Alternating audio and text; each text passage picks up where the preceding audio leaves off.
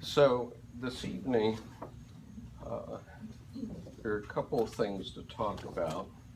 One that I think will be interesting, and it's sort of in the Tibetan Buddhist tradition, and let me just introduce Lama Prabhutashi Rinpoche. In the Tibetan Buddhist tradition, a student keeps asking the same question time after time, and I've done this to Rinpoche a few times where I ask him a question every week, and some of my classmates get a little irritated at it, but you learn things that way. So last week, John had given us a couple of questions, and could you just pass that around? And so he sent me on a merry chase because he gave me page numbers that were in a different edition from what I had. And so let me first mention that in the collected works of Carl Jung, every paragraph is consecutively numbered. And the reason for that is that there are so many different editions of his work, and this is very typical in Jungian circles also. So rather than refer to page numbers, we refer to paragraph numbers, because then it doesn't matter what edition you have. And so go ahead and pass those around. And so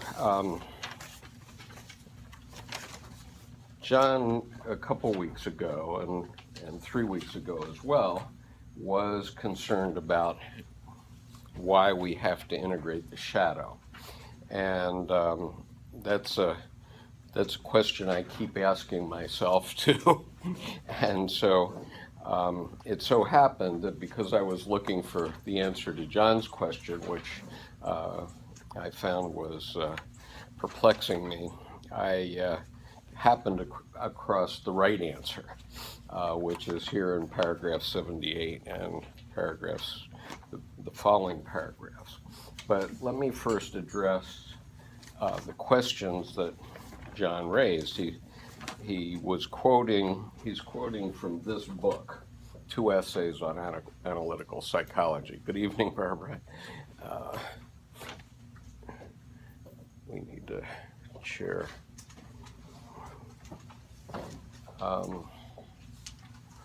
Which is volume 7 of the collected works, and so it's talking about the shadow, and he says at page 51 in John's edition, he says, "A whole man, however, knows that his bitterest foe, or indeed a host of enemies, does not equal that one worst adversary, the other self, who dwells in his bosom." That's the shadow. Now, and then page 55 of John's version, which I could not find until he came back and gave me the paragraphs. Somewhere we have a sinister and frightful brother, our own flesh and blood counterpart, who holds and maliciously hoards everything that we would so willingly hide under the table. And so he's talking about the shadow. But I went back and found this once I showed John how to use the paragraph numbers. And what he was talking about in one of these was, and here's my response to John, I've looked at the paragraphs you mentioned in your quotes, and it appears to me you have taken them out of context. Dr. Jung was citing examples of people, Nietzsche, for example, who were bedeviled because they could not integrate their shadow. In the second case, he referred to a psychogenic symptom. I think paragraph 78 better sums up Dr. Jung's perspective on the opposites, inferior function, i.e. the shadow, with further thoughts carrying on through paragraphs 78, 79, and 80. Of course, this whole area is fundamental to everything in Dr. Jung's oeuvre, which is why it is in the first paragraph of Esther Harding's book, where paragraphs 78 to 80 were essentialized. I've now put the entire introduction of her book in the Dropbox under other writers. Now, for those of you who are here for the first time, I do have the handouts that you missed, which has the first paragraph of Esther Harding's book. But what I wanted to do was, now I'm going to read this paragraph so that we can talk about it.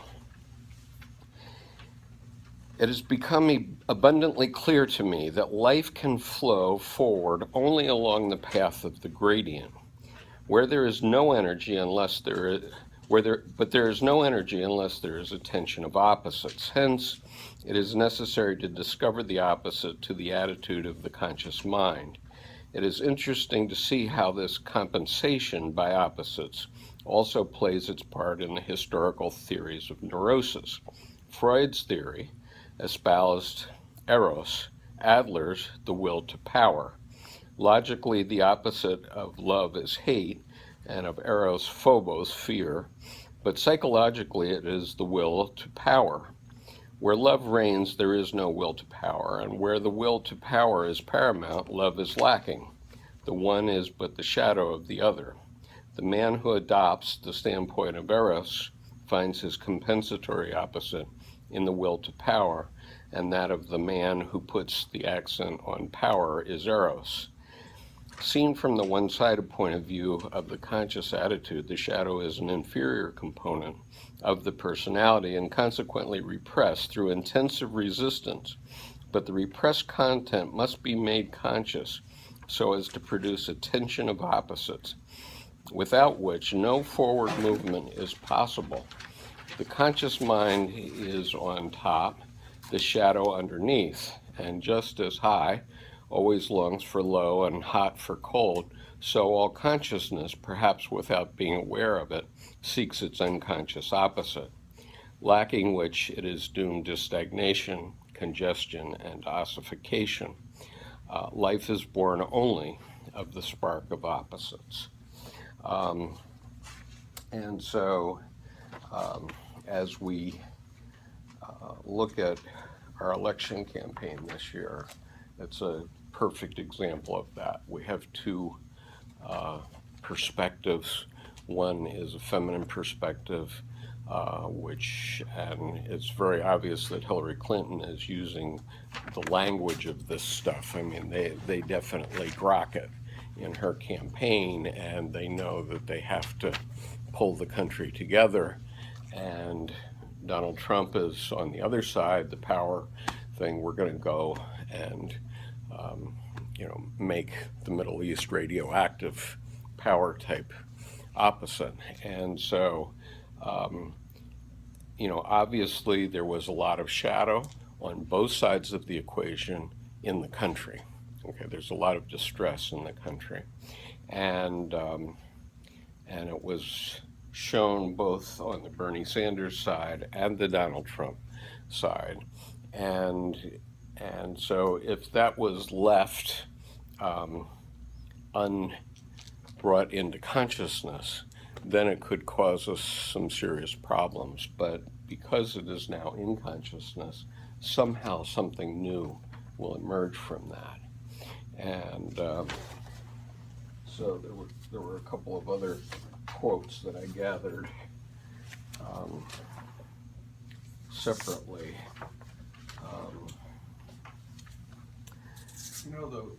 The problem is he's saying that there will be no forward movement possible. What does he mean by forward movement? Because if he's talking about energy, you could have a tyrant who had a unloving childhood, whatever, who now is reflecting that. Well, take a look at the dictators in the Middle East as an example. But there's a tremendous amount of energy there. Not if you go to Saudi Arabia. It's a very quiet country, okay, and it's terribly subdued.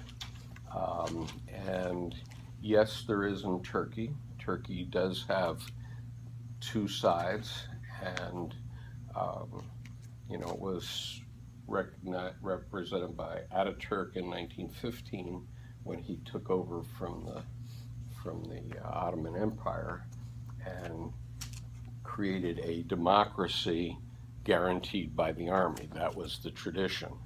Then Erdogan came into power 10 years ago, and he took all the army officers and threw them in jail. Then finally, the Supreme Court of Turkey released these army officers about 3 months ago, and boom, all of a sudden we have an attempted coup d'etat in Turkey. And God knows what will happen after this, but Erdogan's keeping a pretty tight power thing going on it. And so my point is that the dynamism of the United States is because we do have these debates. Okay, sometimes the debates have overflown, as they did during the Civil War, and then we have a violent time, and as they did during the Civil Rights Movement and the anti-Vietnam War movement, all those things spilled over into violence. But most of the time, our debate back and forth is what gives the United States its dynamism.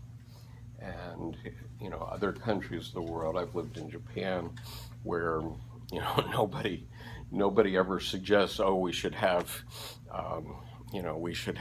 Somalis moving to Japan and becoming Japanese. That would be so foreign from their point of view. And I don't know about Tibet or where Tibet would have been before the Dalai Lama was pushed out, but certainly I don't think China is looking for immigrants these days. But the dynamism of the country is that that we have ideas from every part of the world, every race, every color, every creed, every religion, every attitude there is on the planet is represented among Americans. And so every time we have a good idea, everybody adopts it. When we have bad ideas, it gets pounded out of the system by our debate, most of the time, not violently. Dr. Jung spoke about this. There's an article called The Man of Personality, and I just marked one paragraph that I wanted you to look at. On psychological grounds, therefore, I would recommend that no God be constructed out of the archetype of the man of personality. He's talking about religion, by the way. In other words, he must not be concretized, for only thus can I avoid projecting my values and non-values into God and the devil, and only thus can I preserve my human dignity, my specific gravity, which I need so much if I am not to become the unresisting shuttlecock of unconscious forces. In his dealings with the visible world, a man must certainly be mad to suppose that he is the master of this world. Here we follow quite naturally the principle of non-resistance to all superior forces up to a certain individual limit, beyond which the most peaceful citizen becomes a bloody revolutionary. Our bowing down before law and order is a commendable example of what our general attitude to the collective unconscious should be. Render under Caesar's what is Caesar's. Thus far, our obeisance would not be too difficult.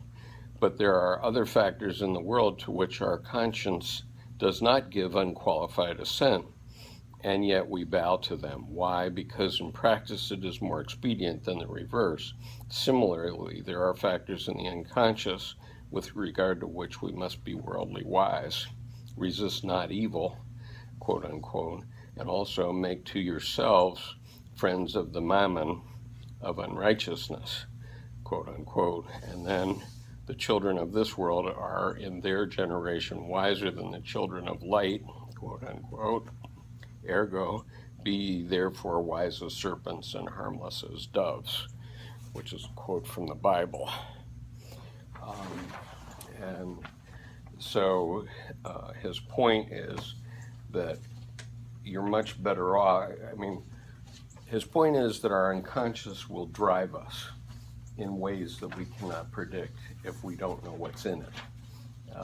And so if we know what's in it, if we know that the opposite of eros is power politically, okay, love versus power, then we can find the balance on the spectrum that we believe the country should be in overall. And it's not only the presidency, it's in every public office, so we can create a balance along the spectrum, not only with the presidency, but also with our other public officials, our judges, and so on. And the result of that, by bringing out these opposites in society, has been that the United States has become the strongest country in the world in 400 years. We've been here about, we've been settling the United States for 400 years from Europe, and so the political system that we've created has come from that time, and it's the strongest in the world. And countries that keep people one way or the other don't have the dynamism, and therefore they get held back. So there's no reason that Saudi Arabia shouldn't be on the top of the world. They have money coming out, they have more money than God. And so they can invest in whatever they want, but they don't, okay? Instead, they keep a very tough thumb. You know, you saw what happened in Egypt with the Arab Spring. That went for a while, and then the army stepped in, power, right? But in Saudi Arabia, one guy showed up for a demonstration that had been announced on social media. He was arrested, and he's never been heard of since. So that's that. And then So you think the trend toward suppressing opinion on college campuses and so forth is very dangerous? The trend of what? The trend to silence people's opinions on college campuses? Oh, that's very dangerous. Okay, I mean, in my opinion. Okay, you know, I would. So that's be. happening actually at a personal level, right? I mean, Well, look, people I mean, censor themselves. It has to start with the person. People do censor themselves, and obviously in 310 million people, we have different people at different points on the spectrum, and it's the alchemical fusion of all of us that amounts to what the United States of America is today.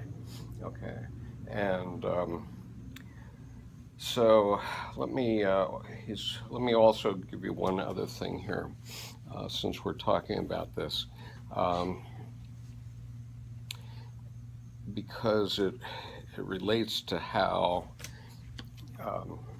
you know, there's distress in the country. What I've just passed around says that, you know, everybody will be a bloody revolutionary at some level, and we started to see that pop out during Occupy Wall Street. So what happened? The police dogs and the tear gas came out, and they got put down. And whoever the powers that be are that did that thought they had it under control. But obviously they didn't, as this year's